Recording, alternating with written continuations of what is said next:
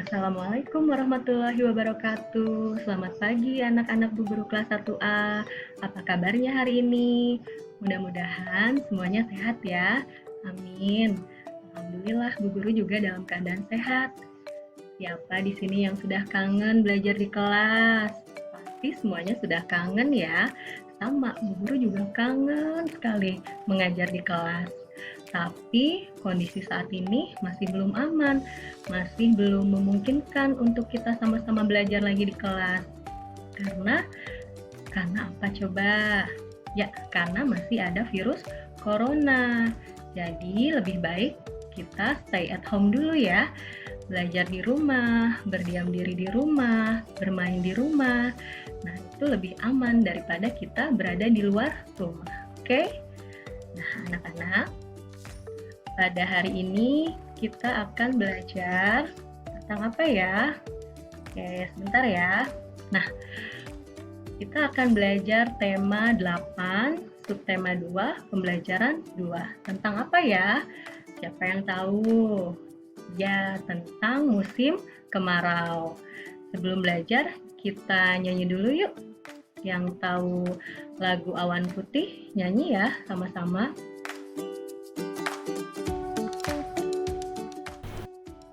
Oke. Kulihat awan seputih kapas, arak berarak di langit luas. Andai ku dapat ke sana terbang, akan ku raih, ku bawa pulang.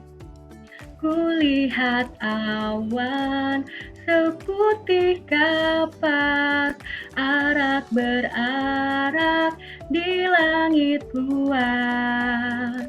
Andai ku dapat ke sana terbang, akan ku raih, ku bawa pulang.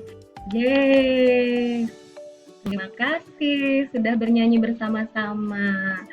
Nah, tadi pada lirik lagu Awan Putih ada kata awan putih. Nah, kira-kira kalau setiap hari ada awan putih, berarti itu terjadinya ketika musim apa ya anak-anak?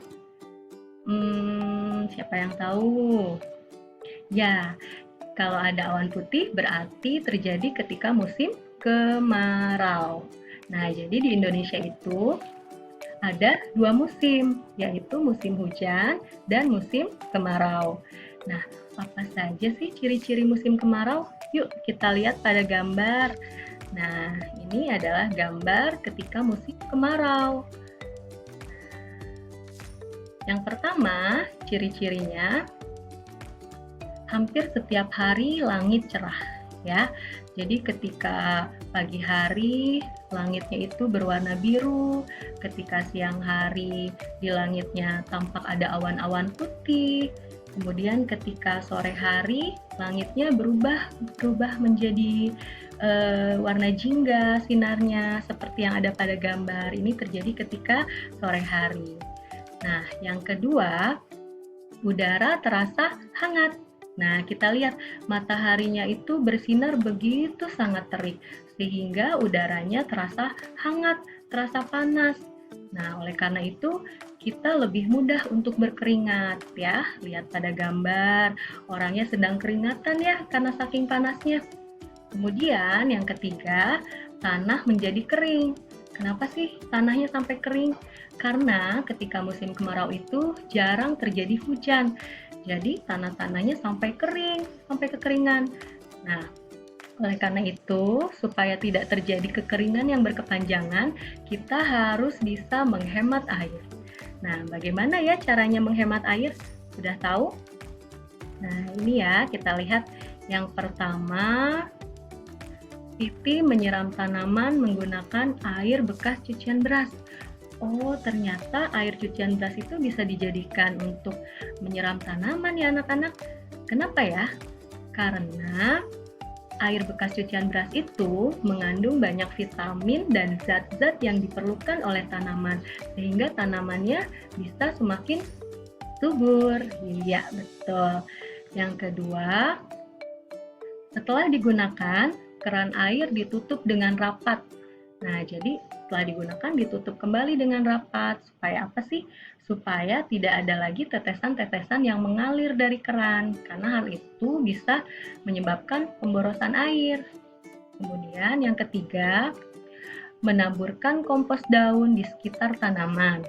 Kompos itu akan menyimpan air lebih lama, ya, karena kompos itu dapat meningkatkan kualitas penyerapan air di tanah, ya. Yang selanjutnya, mematikan keran saat menyabuni piring.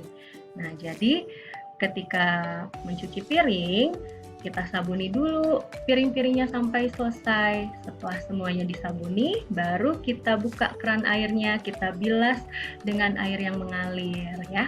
Seperti itu. Dan banyak lagi ya cara untuk menghemat air, seperti ketika mandi kita tidak usah boros, tidak banyak-banyak bermain air, ya, supaya airnya tetap terjaga.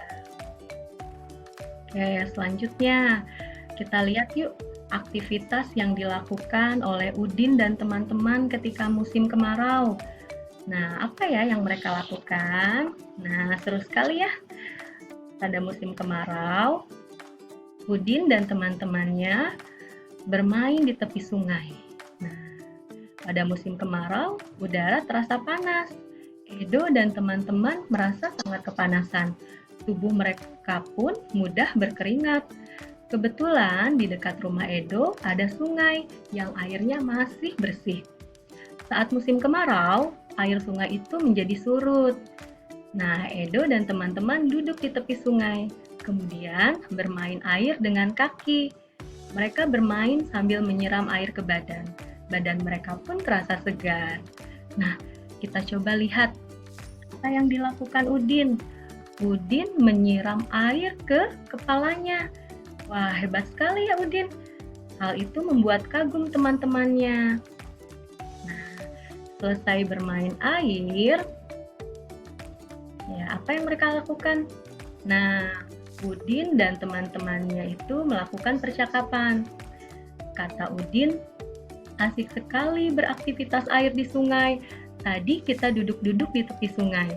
Kemudian kata Beni, kamu hebat sekali Udin. Kamu begitu berani menyiramkan air ke badan. Nah, kemudian kata Edo, betul, tidak hanya ke badan, tetapi juga ke kepala. Padahal air sungai sangat dingin. Nah, coba kita perhatikan. Pada kalimat ini ada yang disebut dengan kalimat pujian. Ya, masih ingat kalimat pujian itu apa?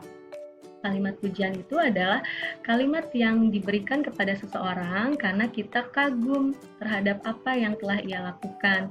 Ya, misalkan dia itu telah hebat melakukan sesuatu, dia itu telah baik karena telah melakukan sesuatu. Nah, kita memberikan pujian kepada dia. Nah, di sini kalimat pujiannya mana ya? Nah, kalimat pujiannya yaitu, ya, kamu hebat sekali Udin, kamu begitu berani menyiramkan air ke badan. Nah, ini adalah kalimat pujian yang diberikan Beni kepada Udin. Nah, kemudian ada kalimat tanggapannya dari Edo. Nah, kalimat tanggapan itu adalah kalimat untuk merespon atau mengomentari pernyataan sebelumnya, pernyataan dari Beni, ya. Nah, kalimat tanggapannya adalah, betul, tidak hanya ke badan, tetapi juga ke kepala, padahal air sungai dingin. Nah, ini adalah kalimat tanggapan, ya, untuk merespon atau mengomentari kalimat dari Beni tadi. Nah, itu. Kita coba latihan ya. Tunjukkan kalimat pujian di percakapan itu. Nah, sudah tadi ya. Berilah tanda checklist jika termasuk kalimat pujian. Beri tanda silang jika tidak termasuk kalimat pujian.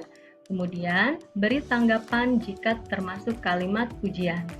Nomor 1, Berani sekali kamu menyiram air ke badan. Nah, ini termasuk kalimat apa ya? Kalimat pujian atau bukan kalimat pujian? Ya, jawabannya adalah kalimat pujian. Karena di sini ada kata berani sekali. Nah, berarti ini adalah kalimat pujian. Kalau kalimat pujian, kita kasih tanda checklist di sini. Nah, kemudian tanggapannya, betul sekali, dia berani. Betul, dia berani sekali. Nah, ini adalah kalimat tanggapannya. Kemudian yang kedua, asik sekali main di sungai, asik sekali main air di sungai. Nah, ini kalimat apa? Kalimat pujian atau bukan? Ya, ini bukan kalimat pujian karena di sini tidak ada kata memujinya, ya. Ini adalah kalimat pemberitahuan, ya. Nah, kalau kalimat pemberitahuan berarti tidak usah diberi tanggapan, ya.